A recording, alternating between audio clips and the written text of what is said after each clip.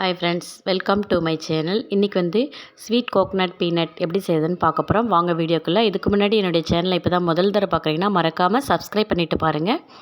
25 gram ரா peanut எடுத்து வச்சுருக்கேன். அதுக்கு தேவையானதெல்லாம் எடுத்து வச்சுருக்கேங்க. மைதா மாவு வந்து 30 கிராம், கோகனட் பவுடர் ஒரு 10 கிராம், ரைஸ் ஃப்ளோர் இல்லைன்னா கார்ன்ஃப்ளவர் ஒரு 10 கிராம் எடுத்துக்கோங்க. கோகனட் மில்க்கு ஃபஸ்ட்டு எடுக்கிறீங்களா, ஃப்ரெஷ் மில்க்கு தண்ணி ஊற்றாமல் கொஞ்சமாக தண்ணி ஊற்றி அடிப்போம். அந்த மில்க் வந்து ஒரு 50 ml எடுத்துக்கோங்க.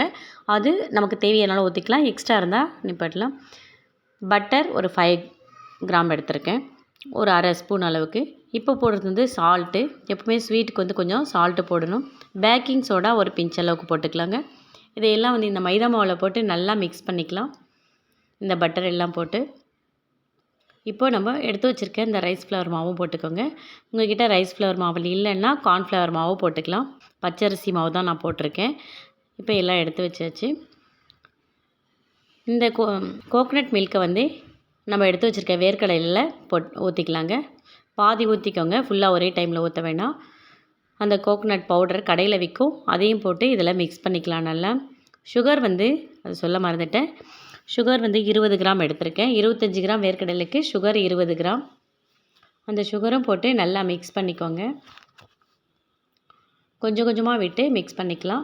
இப்போது நம்ம எடுத்த கோகனட் மில்க் வந்து கொஞ்சம் எக்ஸ்ட்ரா இருந்தது, அதனால் நான் நிப்பாட்டிட்டேன். கரெக்டாக ஒரு 50 ml கோகனட் மில்க் இருந்தால் போதும் 20 கிராமுக்கு. இப்போ இதெல்லாம் போட்டு நல்லா மிக்ஸ் பண்ணிவிட்டு ஒரு 10 மினிட்ஸ் அப்படியே ஊற வச்சிடலாம். மூடி வச்சுருங்க. 10 மினிட்ஸ்க்கு அப்புறம் எடுத்து இந்த மாதிரி ஒரு வடிபாத்திரமோ இல்லை உங்கள்கிட்ட சல்லடாக இருந்ததுன்னா அதில் போட்டு சலிச்சா தான் இது வந்து நல்லா வந்து உருட்டையாக வரும், உருளையாக வரும் நம்மளுக்கு. இப்போ இந்த கோகனட்டை மட்டும் இந்த பீனட்டை மட்டும் எடுத்து அதில் போட்டுக்கலாங்க. அந்த கோகனட் வாட்டர் அப்படியே இருக்கட்டும். இப்போ நம்ம எடுத்து வச்சுருந்தெல்லாம் மிக்ஸ் பண்ணி வச்சுருந்தெல்லாம் மைதா மாவு, அரிசி மாவு, பட்டரெல்லாம் போட்டு அதை கொஞ்சம் கொஞ்சமாக பவுடர் போட்டு இந்த மாதிரி சலிச்சிக்கலாம். இப்போ கட்டியாக இருக்குது இல்லைங்களா, ஒவ்வொன்றா பிரித்து விட்டுக்கலாம். இது வந்து சாப்பிட்றதுக்கு ரொம்ப நல்லா டேஸ்ட்டாக இருக்கும். பிள்ளைங்களுக்கு நல்ல ஒரு ஹெல்த்தியான ஒரு ஸ்நாக்ஸு. இப்போ மறுபடியும் கொஞ்சம் நான் மாவு போட்டு சலிச்சதுக்கப்புறம் கொஞ்சம் உதிரியாக இருக்குது.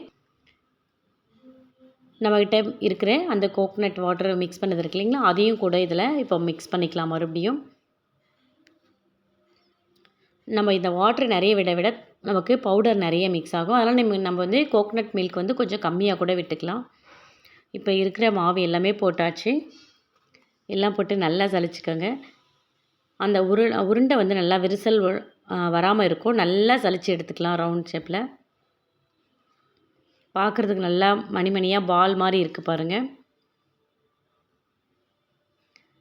இது நம்ம சலிச்சு விடுறோம் இல்லைங்களா, அந்த மாவு தட்டில் இருக்கு இல்லையா, திரும்பவும் அதை எடுத்து போட்டு மறுபடியும் சலிச்சுக்கோங்க. அந்த மாவு ஃபுல்லாகவே வந்து அதை வந்து இழுத்துடணும், அப்சர்வ் பண்ணிடணும்.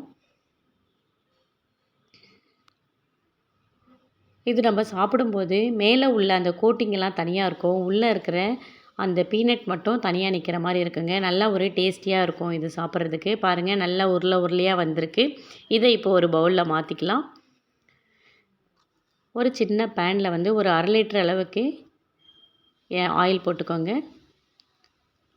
நம்ம வேர்க்கடலை எண்ணெய், எள்ளெண்ணெய் இதெல்லாம் போட வேண்டாங்க. நார்மல் ரீஃபண்ட் ஆயில் போட்டுக்கலாங்க. அப்போ தான் ஸ்மெல் இல்லாமல் இருக்கும். இப்போ ஒன்று போட்டு பார்த்தோன்னே எண்ணெய் வந்து மீடியம் சூடில் இருந்தது. இதுக்கப்புறம் நம்ம எல்லாத்தையுமே போட்டு எடுத்துக்கலாம்.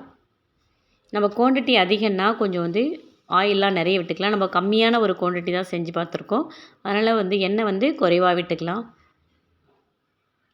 இப்போ நல்லா வந்து இதை கிளறி விட்டுக்கிட்டே இருந்தால் தான் வந்து ஈவனாக வந்து வேகும். இல்லைனா கீழே வெந்தும் மேலே வேகாமல் அந்த மாதிரி இருக்கும்.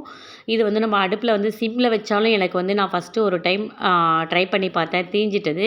அதுக்கப்புறம் இண்டக்ஷன் ஸ்டவ்வில் வந்து 200 கிராம் அந்த ட்ரை ஃப்ரையில் வைக்கும்போது தான் இது வந்து நமக்கு கரெக்டாக வந்தது.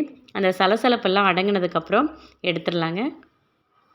இது வந்து ஸ்வீட் கோகனட் கோட்டட் பீனட். நீங்களும் ட்ரை பண்ணி பார்த்துட்டு எப்படி இருந்ததுன்னு மறக்காமல் கமெண்ட் பாக்ஸில் கமெண்ட் பண்ணுங்கள். தேங்க்யூ, பாய்.